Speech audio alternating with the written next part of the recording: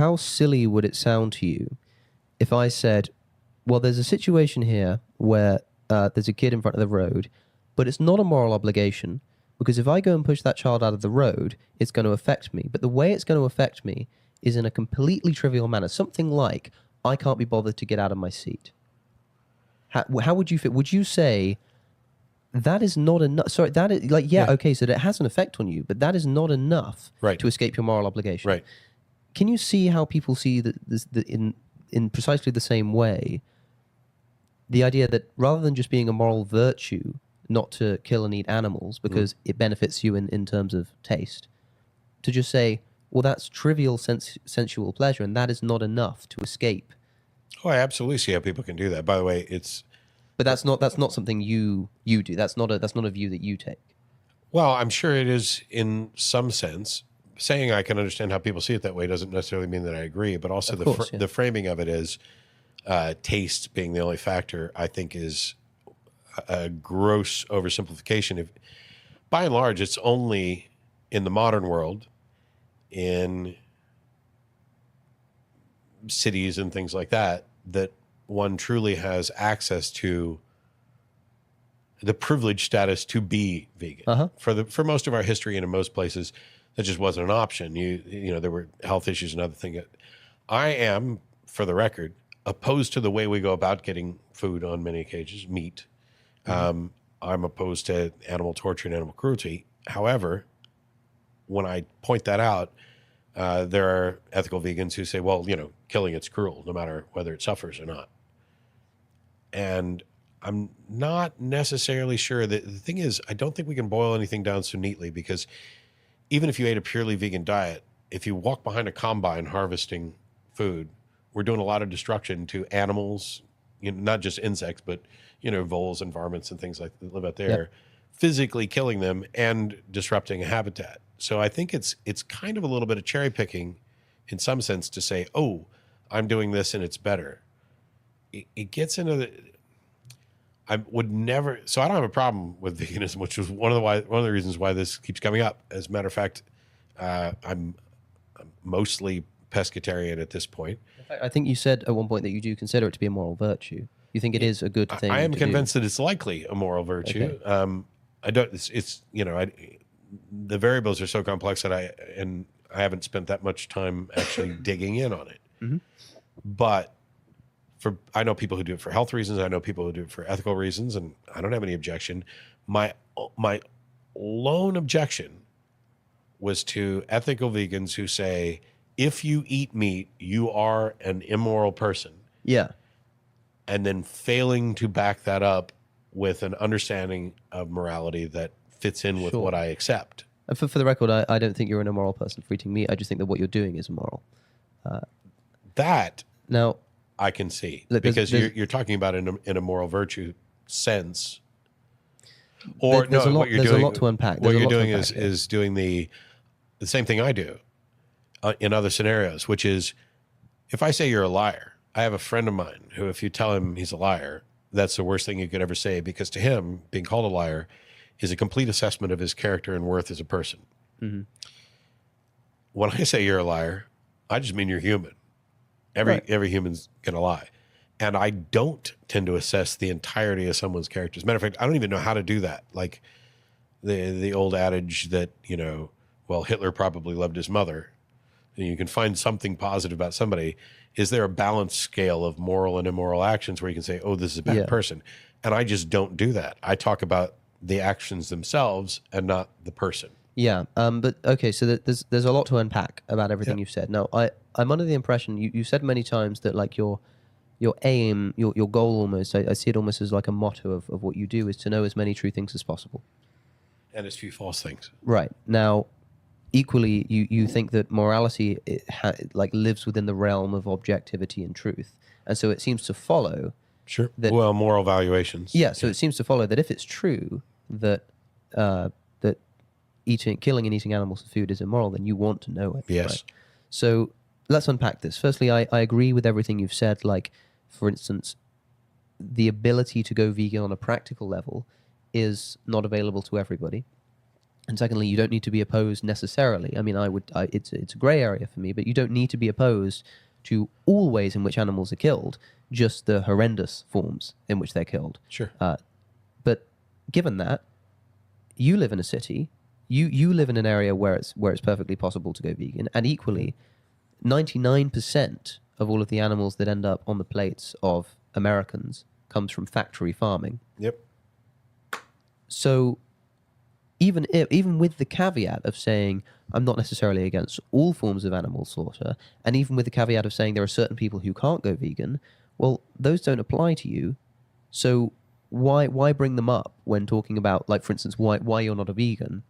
Why bring up those considerations when those don't apply to you? Well, it's a direct response to a specific simplistic challenge that I've been presenting with on the show. But it's not a response to the whole issue at all. Yeah. So the reason that I think it's important to think about this is because if it is true, for instance, that it's impossible to go vegan in certain areas of the world or even areas of the country, then perhaps it would make sense to suggest that if people who could go vegan went vegan, that would send shockwaves throughout the country such that eventually the areas which currently now cannot go vegan will be able to in the future. And the only way that's going to happen is if people like ourselves, who are in a position where we can do so, take it upon ourselves to make that change. Sure. But I think that argument could be used for any number of things without... That is an argument for change that eliminates some of the objections to objections. But when it comes to the morality of it, with regard to my view, which is about whether or not whether there's something necessarily immoral about eating meat, I don't know how I could be convinced of that. And so it becomes a lot about how to go about it. But when I talk about the number of factors, I think what I've seen from some ethical vegans just have, garbage argument, and so do some atheists, and so do I on some stuff, I'm sure. But even amongst the best, they seem to devalue the impact to one's life with regard to financial costs, time costs, pleasure. Now, at no point would I ever suggest that the mere pleasurable experience somebody might have with doing something becomes the overriding factor of whether or not it's moral. But I also would never say that it's irrelevant. Yeah, it's like one piece of the puzzle, right? It's one piece that all comes together. And when I look at the whole puzzle and I consider all these factors, it's not about... I'm not drawing the line at humans. I'm gradually increasing the line based on the moral contracts we already have, which is why I'm not going to go with pets or primates and things like that. But yeah, I very rarely, apart from maybe a Jane, do I run across somebody who's overly concerned about grasshoppers' well-being. Yeah, and I think that has a lot to do with the fact that, like you say, our view of ethics is essentially based on well-being, and we've kind of defined well-being in terms of pleasure and pain and the avoidance of pain. And if insects don't have the capability to feel that pain, then you can see why people wouldn't care. Now, there's a question as to whether they do or not. I think one of the most interesting issues that somebody proposed to me, which I mentioned earlier, was this notion of milk. Cow's milk, which I drink milk. I've eaten cows too, but the thing is, even if like you've got, and they probably vegans, came from the same cow, it's entirely possible. So you've got vegans, and then you got vegetarians and ovo-lacto and blah blah blah. I drink milk, and for a while I was convinced that this is a non-issue. Clearly not even in the same ballpark as whether or not I would kill and eat a cow. And then someone raised the issue of, okay, you've got a situation where a cow is given birth and its calf is taken away so that it will keep producing milk. Yeah, after forcible insemination as well. And have you considered the emotional impact on a cow of having, its offspring removed from it and then, continue to give milk? And the answer at that time was no, I hadn't considered that at all. And my answer now is I don't know that we can actually assess the psychological trauma of a cow. I don't know necessarily how we would go about it, because what I see people doing is saying, oh, an animal looks up at you with those eyes or tries to run away. So clearly it's expressing its desire to not be eaten. And quite frankly, I don't think that most animals can process that on a cognitive level to where they're expressing, no, don't eat me. They are going more on an instinct of, I don't want to be here. Okay, so let's apply the test to see if this is really actually relevant to your views, which is this. Let's say it happens. I prove to you beyond a shadow of a doubt that when a calf is separated from its mother forcibly, it undergoes psychological stress. A comparable level of psychological stress to if you did it to a human. Would you stop drinking milk? Sure. You would? Yes. Just based on that alone. So the only thing that's stopping you isn't like a quibble about whether the ethics actually sort of applies to them. It's like, no, that's when. So the whole issue is, where do you draw the line? But okay, the reason I find this so interesting is because, like, we know that animals suffer in the slaughterhouses. Yes. So I'm on record as being opposed to that. Okay, so let's bring this back down to earth then. We'll go to dinner tonight. Okay. And I'll be eating a vegan option. Yeah. And you presumably won't be. Maybe you will. Maybe you will after this conversation. Who knows? Who knows? But the meat that you will have the opportunity of consuming this evening will have come from a factory farm. We can say that with quite probably, with 99% certainty. Yeah, I mean, I'm not sure where we're going to eat, and we can find out if you'd like. But let's say that that's the case. So the situation is, you're sat here with an animal which has suffered and died, and all you have to do to not support that industry, all you have to do is do exactly what I'm going to do, which is say, I won't have that, I'll have that. That's all you have to do. Sure. But there are also other so one of the reasons why I'm quick to address the cow situation is, having lived and grown up on a farm and been around cows and milked cows. Granted, I'm not remotely an animal psychologist. I don't see any of the presentations that we would say, yes, this cow is suffering psychologically in the same way that a human would. I don't see an understanding of moral principles. I don't see a way of expressing it, and I don't know how we dig in on their psychology. I'm not saying we can't. I'm not even saying nobody has. It's entirely possible that somebody has, and I'm just unaware of it. Right. But that to me is kind of a separate issue then. Yes, I am opposed to factory farms that engage in cruelty, but I've also lived and grown up on farms, and which, by the way, I do clarify, that just means you're against factory farms. Yes. Like, I don't think you say you're against factory farms, which are kind of overly cruel to animals. That just means you're against factory farms. No. So because I don't know for sure that we're using the term factory farm in the same way. There are practices in factory farms that are cruel, that I would never, that I would never want to support, even though I have by buying products in the past. But there are also farms that might get labeled as a factory, which don't engage in that kind of cruelty. Okay, so to like free range chicken's okay. To clarify, then, there's an author, I can't remember his name, but he wrote a book recently called "Eating Animals: Should We Stop?" And he said that factory farms are like pornography, very difficult to define, but easy to identify when you see it. Yeah. Now, to clarify, then, and you said you're against some of the sort of practices of factory farms. Can you give me an example of a kind of practice that would occur that would be indicative of it being a factory farm specifically activity, but that you're okay with? Well, no, because I don't know. That's the problem, is I don't know how we're defining factory farm. I can draw a distinction between, chickens being kept in a cage and not being cared for, and being essentially, having beaks cut off and, torture and everything else, versus, on one of my relatives' farm where there's chickens out in a pen, and they, apart from being in a pen, they live a completely normal life, and then right, but that's not a factory farm. We could both agree that's not a factory farm. Yeah, it's just about. I just want to be clear that when I talk about being opposed to factory farm practices, it's not every practice that occurs on a factory farm, because they still they feed them.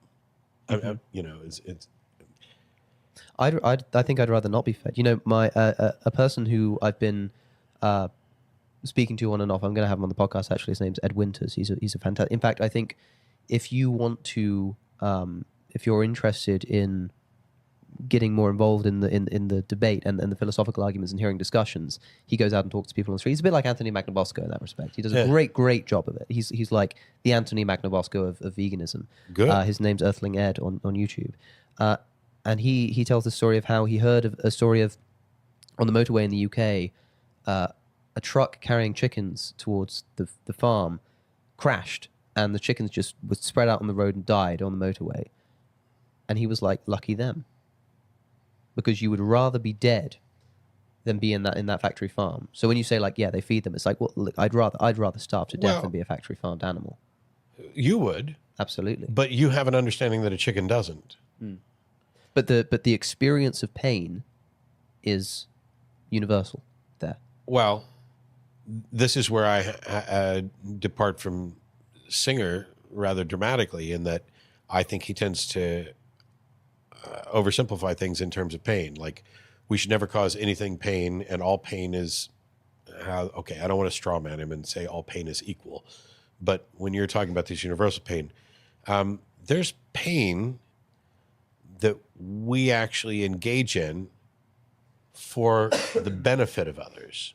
Okay. But I actually think it's not unfair to I don't think it's a mischaracterization of Singer to say something like, you know, all pain is the same. I think what he kind of means when he says, he's got quotes like saying, when it comes to pleasure and pain, animals are our equals, things like that. Yeah, and I don't buy that. I think other animals. I think what he, because this was a criticism that was put to John Stuart Mill around the time just before he wrote Utilitarianism, and he addresses it in the first chapter, talking about what utilitarianism is not. He says people have said that people who only care about pleasure will call utilitarianism a pig philosophy. They'll say, why should I care about the pleasure of a pig as much as I do a human? And his point is, well, because humans are capable of a higher level of pleasure than pigs. So the pleasure is like the level of pleasure has the same consideration, but if a human being is capable of feeling more pleasure, then we value the human more. Well, I think but the actual pleasure itself is still worth the same. I'm not going to get the quote right, and you may know it and may be able to correct me, but there's something Singer said that he got a lot of heat for, which is pointing out that, you know, a human baby that could not feel pain, killing it would be I think maybe, if I'm phrasing it charitably, less immoral than killing a chicken that could feel pain. And my objection to that, the reason I think it's an oversimplification, is because you're not taking into account the emotions of the human family that is tied to that infant. Yeah, but I've heard him talk about it in a multitude of contexts, and usually I hear him say things like that in response to arguments when people try to identify a trait by which they judge whether someone has moral worth. And he says, well, in that situation, we can clearly think of an instance where a severely disabled child is worth less than a pig with a higher cognitive ability. Not. But it's not to you. It might be to him. The question is, what is the criterion right by which we are allowing somebody to have moral worth? Yeah, and this is why we get back to the thing where I don't tend to view it as moral worth apart. I mean, we talked about the contract, which I think could be roughly equal to moral worth as well. And the answer I have to give for all of that is, I don't know.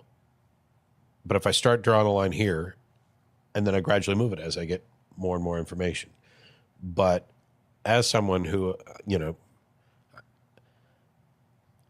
and I'm not saying this is you or Singer or anybody else, but what I frequently come across is people who are revulsed at the very idea of, let's say, killing a chicken under any circumstances. No matter how you go about it, it's just immoral. Mm-hmm. What they're revulsed by and what they're arguing for is certainly an emotional argument, which doesn't mean it's wrong. Doesn't mean they're not being reasonable or rational.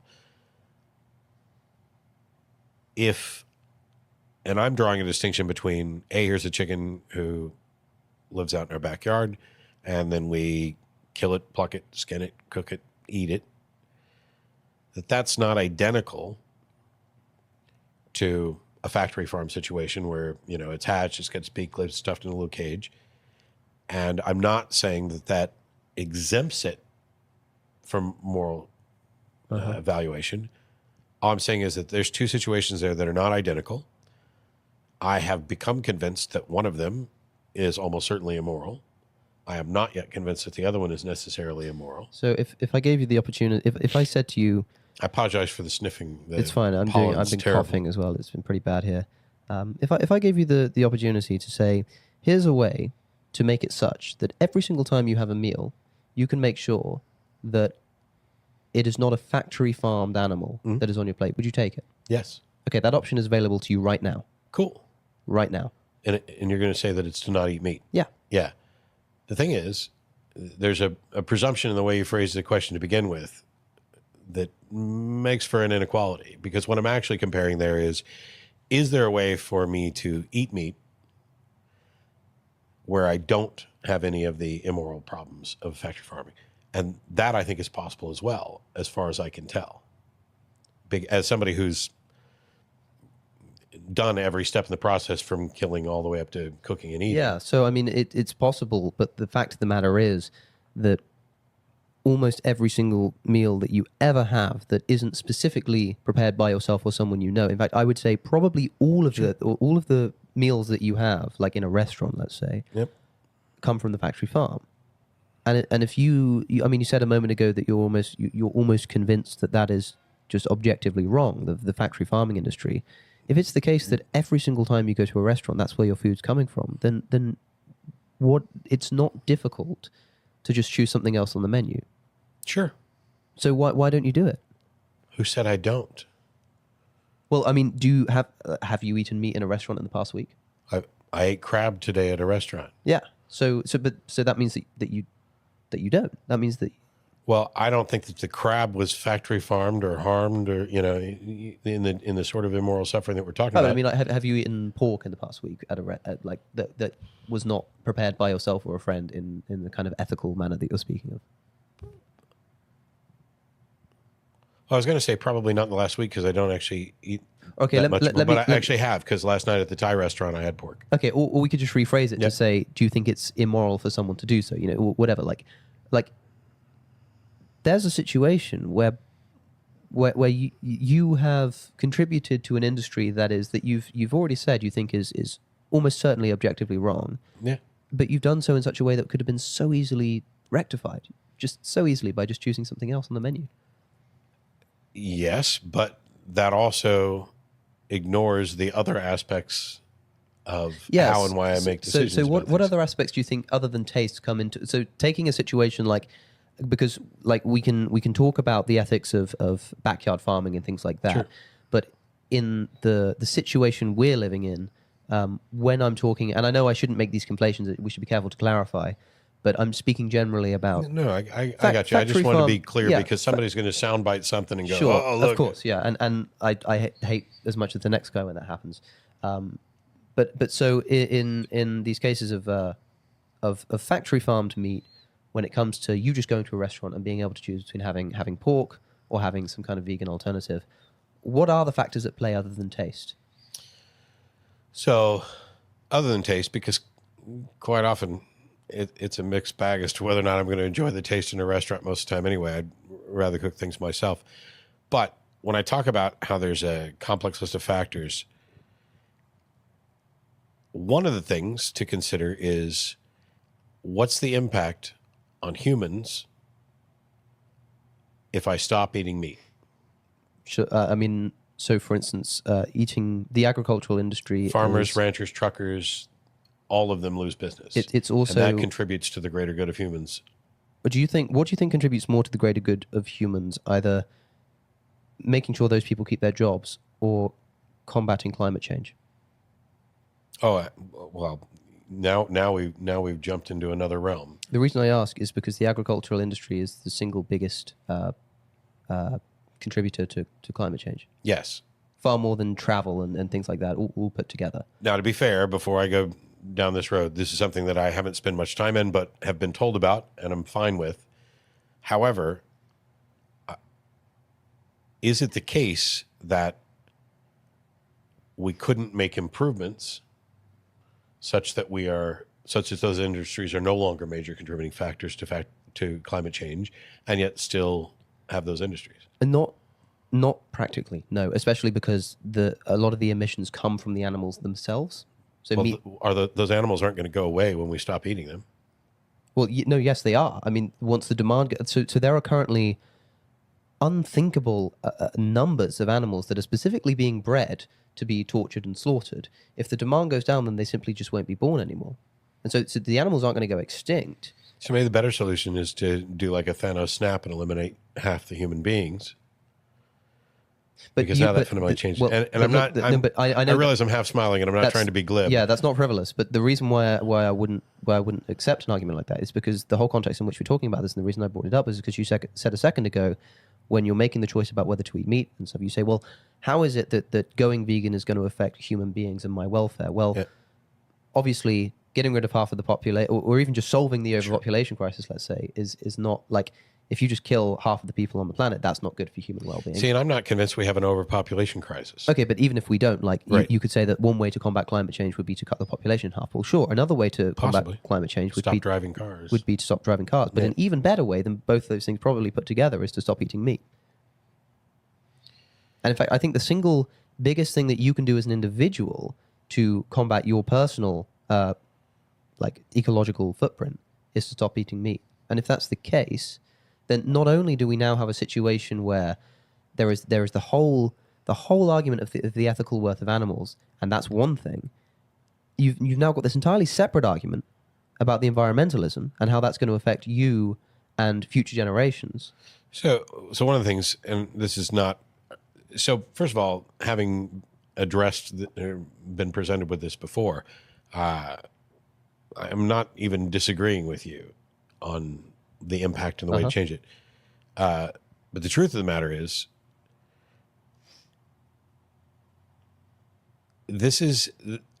I think my objection here isn't even on moral grounds. It's on a matter of practicality. Okay. Because we know the overwhelming majority of people aren't going to take this step. And so an individual taking this step isn't going to contribite in. Yeah, but you can say the same thing about voting. And also, I don't think voting should be a requirement. No, it shouldn't be a requirement. But I don't think you're immoral if you don't vote. But would you say it's a moral virtue to go and vote? Yeah, and I'm close to saying it's immoral if you don't vote. Right. However, then I'd have to recognize there are people who are going to vote the exact opposite way if I do. Yeah, but and that vote might be even more immoral, or mine might be. Yeah. So it's not. This is, and I'm glad we're having the discussion because, first of all, there's a perception that I don't know how this got started, that Matt's got this anti-vegan, anti-whatever view, and that's not the case. That impression at all. It's about whether or not I'm convinced of what's going to be most effective, and certainly as someone in an incredibly privileged position with regard to, I don't have much money, but I have enough money and I have time, and it's fairly easy for me to look into this. It hasn't been a particular priority of mine, because I've got other things that I was concerned about.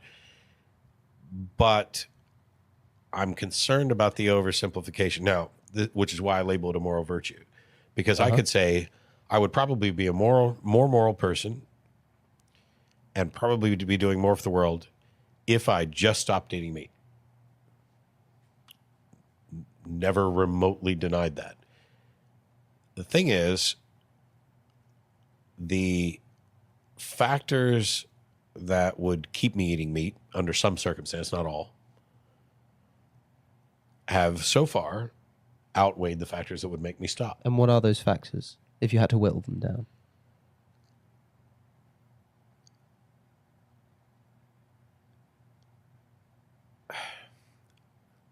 Whittling them down is kind of difficult.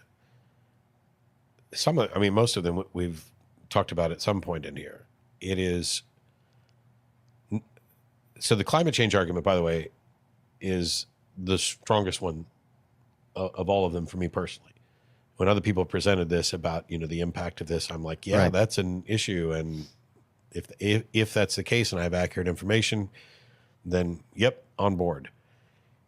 But that's a separate issue from the types of moral arguments that I'm often presented with, which is, oh, don't kill the poor animals. And the one thing that happened, this is a diversion which hopefully will be clear and not seem that way. During the 2016 election here in the United States, I'm now a fairly left, fairly liberal, progressive, whatever, despite having been on the other side at one point. And yet I'm constantly trying to be measured and fair, even though I'm going to fail. And when people were talking about Trump and people voting for Trump, there were people on the left who were immediately like, you guys are racist. And I have friends who specifically voted for Trump because they got sick of being called a racist when in their mind they're not. And we had to actually educate people on the difference between implicit and explicit racism. And we had to educate people on the difference between systemic codified racism in the sense that we're implementing policies that disproportionately affect minorities. And it was a case of people using the same word in two different ways. They would say, if you're going to vote for Trump, then you're a racist. They didn't mean that you were cross-burning, and hated people of color. They meant that you didn't care enough about people of color, and people of color were being marginalized and disproportionately affected by policies that you were happy to support. That gets to the difference between your motive or intent for taking an action versus your motive for not taking a particular action. So you can probably see with that kind of with that kind of overall view and quite an important step back view to take of it. Exactly how it applies to like veganism. People would just think that you just don't care enough about animals, and they could be right. So do you know, and I know like there doesn't need to be an answer to this question, because I know that this is a question that can come up with like the religion thing, and oftentimes it's a bit of a silly question, but just in case you do know of anything, do you know what it would take to make you stop eating animal products? Like, can you envision some learning of something or something being the case such that you would stop? I come closer to being able to give specifics on this. Like when people say, what would it take to convince you that God exists? And my answer is always, I don't know, but if there's a God, it knows. You can't do that here. While I probably can't give specifics because it's hard honestly, to say, it's also not an issue I've spent that much time focused on the specifics about. It's much easier for me to see a path. And like I was saying, the climate change issues, probably one of the stronger arguments for me. And the reason for that ties into what we were just talking about, which ties into something we talked about before. I genuinely don't care about grasshoppers. I mean, until somebody says, ooh, grasshoppers are all dying and they're essential for, whatever.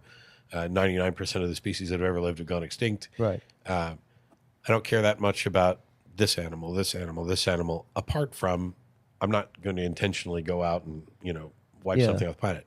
And then you get to a point where there are animals that I clearly care about, perhaps not as much as humans, but there's also humans I don't care about as much as, my friends or family and things like that. There are probably humans that you don't care about as much as your dog. There are humans that I would like to see wiped off the planet, except that I recognize that it would be bad for any individual to be able to make that decision properly. Yeah. So it's all about where I draw lines. And that's why I started off by saying I wouldn't eat another primate.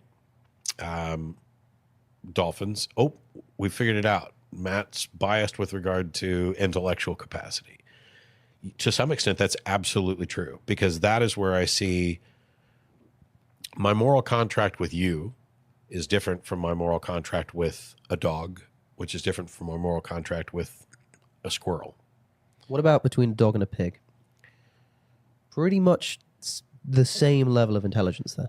Well, the one thing I used to jokingly say, I used to make a number of jokes that I don't regret in the sense that I learned things from them, but they were never intended to be serious arguments for anything. Like I used to say, as long as a cow and a carrot share DNA, I'll eat them both, which is obviously glib and stupid and not actually the reason for anything.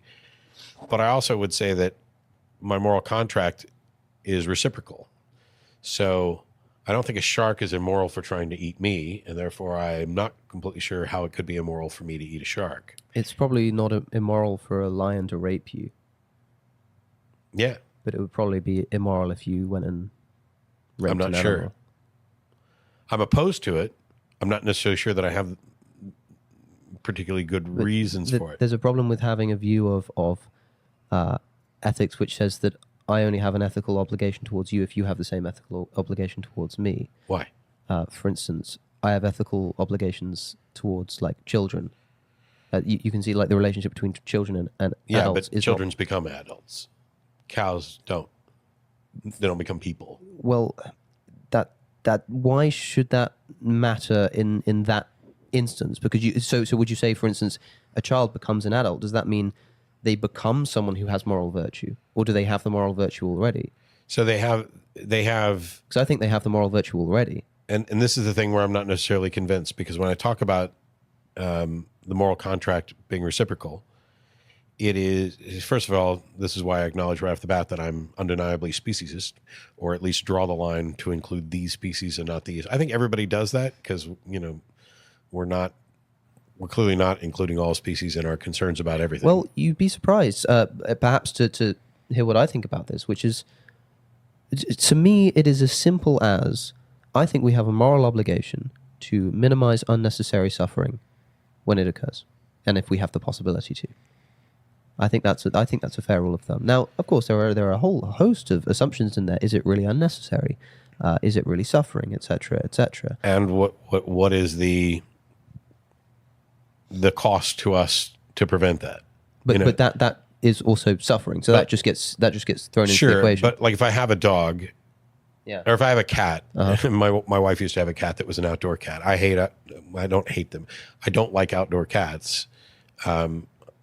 Prefer that these are, we haven't really equipped them to live outdoors the way they used to, so they should be inside. Plus, I don't want them climbing up on my car and scratching the paint. I'm not going to kill a cat for doing that. But if the cat runs around and keeps killing birds and squirrels and things and bringing them up and dropping them on the porch, I don't know that I have a moral duty to prevent my cat from doing that. And yet that would be preventing suffering. So do I have a moral duty to keep my cat indoors where it can't go cause suffering to other animals? That's interesting. I haven't thought about that. But that's similar to questions of like, is it moral to, if you have a carnivorous pet, is it moral to feed them the flesh of other animals? Like, who knows? I have a snake. It's an obligate carnivore. But the thing is, even when you take these special cases, it's like when you're having the debate around abortion and people bring up instances of rape and things like that. Like, these are important questions to have, but fact of the matter is that most abortions do not fall within that remit. And the fact of the matter is that most meat eating doesn't fall within that remit. We are simply talking about... I agree. We are in some cases talking about interesting thoughts that are peripheral to the subject. What we are talking about is a situation in which the single biggest thing that you can do to tackle climate change, the single biggest thing you can do to minimize unnecessary suffering without actually having to suffer in a meaningful sense yourself, is as simple as just choosing something else on the menu. That's the situation we're in. And to me, it's very difficult to see how, if we're making a distinction between moral obligation and virtue that is meaningful in any way, how that could possibly not fall within the category of obligation. I don't remotely disagree. The thing is... So you think it does fall within the category of obligation? Well, let me finish this thought, because I think the answer is yes, but the only reason that I'm not convinced of that is because nobody's presented me the information to convince me that that is the single best thing somebody can do. The other aspect of that is there something that we as a society could do, which is an actual practical benefit to addressing the issue of climate change, that would be more beneficial than individuals choosing to eat something else off the menu? It's not like we're on a time scale deadline here. Well, yeah. So I mean, the thing that the society could do is elect a government which illegalizes meat eating.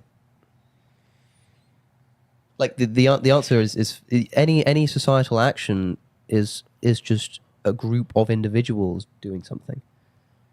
Yeah. So. Because, like, I don't think that me going vegan has particularly affected the state of the world. It's about setting an example and hope in working towards Precisely. other changes. All I'm saying is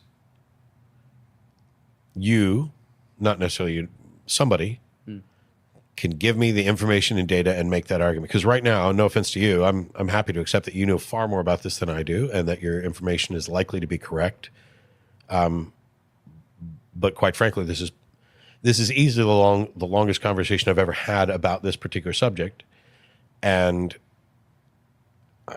I can't just, as much as I like you, I couldn't possibly just take you at your word. So this is just an issue of ignorance on my part about if it is in fact the single biggest thing that somebody can do. Right, but even if it's not the single biggest thing you can do, the fact that it is something that you can do and it's so easy, it's not a difficult thing to do. Yeah, I'm just not convinced that it would have the effect that you say it does. But you can, I mean, would you see that it has a positive moral effect? Because then we've got a question which is, here is action X, which... Well, with respect to moral virtue, yes, I'm just not convinced it's a moral duty yet. So the reason why I think this is important is because in the case of a moral virtue, you could argue that a moral virtue becomes an obligation depending on how much suffering or how much discomfort it entails for the person doing it. So for instance, charity is a moral virtue rather than a moral obligation. But let's say that there was a £5 note or a $5 bill that was going to be incinerated if you didn't give it to charity. I think it's fair to say that actually you've got a moral obligation to ensure that that goes to charity instead. Couldn't you also argue that there's a cow that's going to die of natural causes unless we eat it? Yes. And that killing that cow reduces its carbon. So it would seem to me that another option would be to ensure that to whatever extent we are engaged in generating animals for food, that we manage our surplus so that, and I haven't seen the data, and I'm basically, I'm napkin doing math here in a way that I can't and shouldn't. I think the way to look at this is that farmers aren't, I mean, some of them become so because of the conditions that they're working in, but I mean, factory farmers, they're not just sadists. They don't just enjoy torturing animals. The fact is, like, it's not economically viable to have any other situation. So if you have an individualistic case where somebody is a hunter and they go and kill an animal, which was going to have a pretty horrible death in the world anyway, then you probably minimize that animal's suffering. But that's not a sustainable thing to do on a I wasn't talking about doing it for the sake of minimizing that animal's suffering. I'm saying that if the cows are the pollutant and we have a surplus of cows, then it would seem that killing in the meeting and reducing the surplus would be better than to stop eating them and allow the surplus to continue growing. The other thing is that for a government, for example, to come out and outlaw eating meat, that would be a massive disruption to the economy and livelihoods. Yeah, just like humans. just like the 13th Amendment was.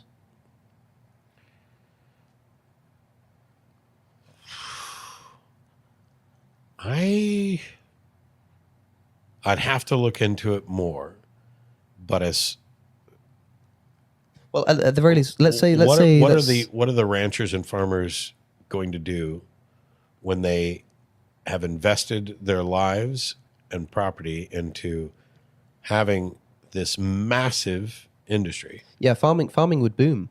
We need people to be growing the stuff that we're eating, regardless of what it is.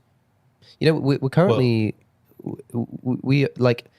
Also, the reason why I bring up... I think if they made it illegal, I think it would have to be done in stages. Yeah, perhaps. But I mean, people said the same thing about slavery. And the reason why I bring that up is to say, look, even if it were true, that and you might dispute whether it is, but let's just for the sake of hypothetical, let's say that it is true, that we have a society that currently owns slaves, like pre-Civil War US. Sure. And it is the case that if we illegalize slave owning, it's going to cause mass disruption to the economy, and people who have built their careers and dedicated their lives to slave trading are going to be in absolute ruin. Would that be enough for you to say, well, okay, actually, let's just illegalize it in stages, or let's not illegalize it? Or would you say, no, this has to end now, and there's simply no moral excuse? Yeah, but for completely different reasons, and that is those people, we were in a state of hypocrisy where they were human beings who should have had rights who were being denied rights. That's not the same situation with the animals, where, and I mean, you can argue that perhaps they should have these rights, but we're talking about Well, they had rights that were essentially codified that we were diminishing for other human beings. I think we both do think that animals should have rights. The nature of those rights are different, but like, do you think a dog should have a right not to be tortured and killed? And I mean a moral right, not if not a legal right. Okay. I don't know that I view things in terms of moral rights. I mean, to me, I'm only, it's like when we talked about abortion earlier. I don't tend to debate the morality of abortion ever. Right. I only care about the legal status of abortion. That's it. If somebody's convinced it's immoral, I don't care. But then look. So the reason why I've asked you about it is because that's what you said in relation to slavery. Right. I think that they had legal rights that were being ignored. Okay. If the case is that we should be granting, I'm not sure we should. So the answer is I don't know what legal rights animals should have. I would certainly say that if we were to grant animals legal rights, they would not have legal rights that were co-equal to humans. No, but the thing is, and Singer makes this point well in Animal Liberation, actually, is for instance, we don't grant men abortion rights, but we'd still say that men have equal legal rights to women, or should do, even if we don't argue that they should have abortion rights, because that would just be absurd. So you don't need to grant animals the same rights. Sure, you don't have to give them the right to bear arms. But we can still talk about... Except for the bears. But we can still talk about equal consideration when it comes to giving rights. Yeah. And the question is... I have no idea. The most fundamental of these rights, when it comes to humans or anybody, the most fundamental right that always gets put at the top of the list is the right to life. Right to life. Followed shortly by the right to be free from unfair detainment and torture and every single thing that is occurring in a factory farm. And the question is, if we want to talk meaningfully about animal rights, how can we not begin with these most immediate offenses? And that might be... Especially in a world where we can stop contributing to it so easily. That might be the fundamental issue, because where in the process of drawing the lines and moving the lines, I'm not convinced that all animals should, in fact, have a right to live, a right to life, or what that even would necessarily mean or entail. Because, well, things are going to die no matter how we do this. And I promise I'm not setting up a ridiculous example for the sake of this. I just don't know where I fall on even a basic right to life. Rights are something that, for me, and I'm primarily talking about legal rights, I'm not sure that this applies to moral rights. And I'm not sure that I even think that much with respect to moral rights. Because to me, a right, anything other than a legal right, I'm not even sure I can look at it as right, because I think they're granted and codified and protected. Yeah, I think it makes sense to think of legal rights as a codification of what people perceive to be moral rights. Yeah, and if you're arguing that we should make eating meat illegal, now you're codifying rights for animals. Mm-hmm. And I understand why people want to do that. I'm just not necessarily convinced. I'm certainly not in that place right now. So the situation that I feel in as a conversational partner with you on this topic is similar, and it's the reason I brought it up so long ago at the beginning of the conversation, is because, like, it's a perfectly reasonable position to be in to simply say, I'm just not convinced that this is a grave immorality. But you could see the frustration if you were in a conversation with someone who said, it's a moral virtue to not be racist, but I don't think I have a moral obligation. I'm just not convinced that it is wrong to torture black people. And you could say, but it's wrong for this reason and that reason, and you say, well, yeah, I suppose you're right. I think it is a moral virtue, but I haven't looked into it enough, and I'm just not convinced. It's to me, it is. Let me put it this way: if you had to see all of the food, specifically that specific piece of food, if you had to see how it was prepared from the beginning before you ate any meal, would you change your diet? No, I have seen how. That's the point I was making earlier. I have hunted, killed, skinned, cleaned, but cooked, you and eaten. You haven't done it on a factory farm. No, but we've already established that I have objections to that. But yeah, but that's what I mean. So if you could see how your food was prepared, and the likelihood is that all the food you're eating comes from, like all of the meat that you're eating in most situations has come from a factory farm.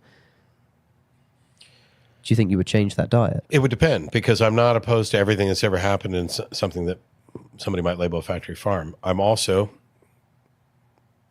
no way around it,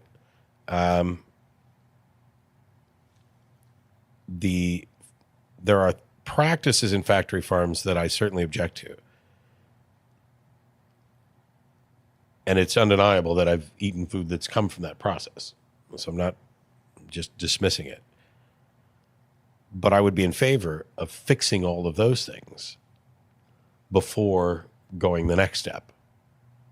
But do you see it as a next step? By characterizing it as the next step, it implies that there's a kind of sense of progress happening here. I'm labeling it the next step without realizing, without putting myself in the position that's the next step that we should take. Okay, it's the next step that we could take. Yeah, it's we've been talking now for an hour and 40 minutes, and I don't want to drag this out too long. Partly for the listeners, and partly because you've already been gracious enough with your time. No, so first of all, I'm enjoying the hell out of the conversation and learning stuff and thinking stuff, and it's why I do what I do. And it's the sort of thing that, I'll definitely look more. As soon as this airs, there will people be emailing me like, here's the 400-page thing on climate change. There are going to be people coming to me too, because they're going to say, why didn't you press Matt on this? Why didn't you press Matt on this? A lot of the things that you've said, that there are areas in which I wanted to just dive bomb on a specific issue. But the reason I haven't done that is because we would have spent this amount of time on that tiny issue. And it seems to me that you're more in a position where you're, in order to start taking animal ethics seriously, or at least as seriously as people have said that you should, it would take a more kind of step back overview approach. It might. I'm not light years away from it. There are other things is that because of medical issues, I have certain dietary restrictions, and there's a lot of work involved in figuring out exactly, if I removed meat from the diet, what I would have to do and have to change. And that's not a non-zero impact on the other factors in my life, both financially and time and stuff like that. And so it has been a less pressing concern than other things. It's not negligible. I like the fact that you pointed out even the factory farmers, they're not out there, they're not sadists toward animals. And it's something that I'll continue to work on and study. But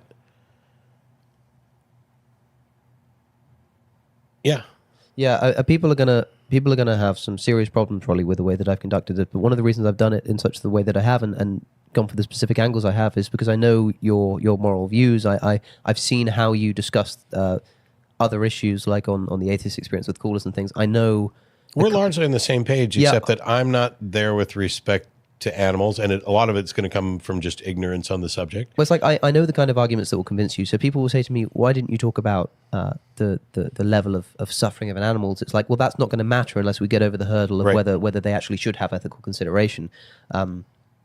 But also there's the immediate response of, I'm opposed to suffering and unnecessary suffering. How do you define unnecessary suffering? Yeah. And is there a way to kill and eat an animal without it actually suffering? Or even being aware that, you chop a chicken's head off, you get a neurological response and everything else. But I'm not sure that, to what extent that qualifies as suffering. And I don't put all suffering as co-equal. Yeah, and neither do I, and neither do I think you should. Like, if I were on a desert island with a pig and a human and had to kill one to eat, I'd kill the pig. But if I were on a desert island with an elderly person who was weeks away from death and a youthful person, I'd kill the elderly person. But that doesn't mean in the real world I'd justify a meat industry in which we kill and eat the elderly. And if you're on an island that is plentiful with food that's going to keep you alive and nutritiously sound without killing anything, you do that. But there'd have to be if there was a pig there, because what's the pig eating, right? And it's likely. It's interesting. It's like the point you made earlier about the animals that we kill in order to produce like crops. Well, yeah, but we're already doing that, and we're already producing enough crops to feed the world, but we're feeding those crops to animals, which we're then eating ourselves. The crops that we're producing to feed those animals are ones that you and I couldn't survive off of alone. Yeah, but in terms of like the destruction of land, like you can see that we're kind of doing that already to support more plant growth than is necessary to sustain the human race in order to sustain the things that we are eating as a human race. Yes. So the argument like, as a vegan, you have to kill animals in order to produce your food. Well, yes, but that's why I frame it as the minimization of unnecessary suffering, because there's going to be necessary suffering no matter animals. what. Yeah, it's just about the minimization. And the way I view it, and it's been a fairly recent thing for me, and the way that I've just come to view it is I am in a situation where I have the opportunity to minimize unnecessary suffering in such a way that is practically no skin off my back. To me, that is almost the definition of a moral obligation.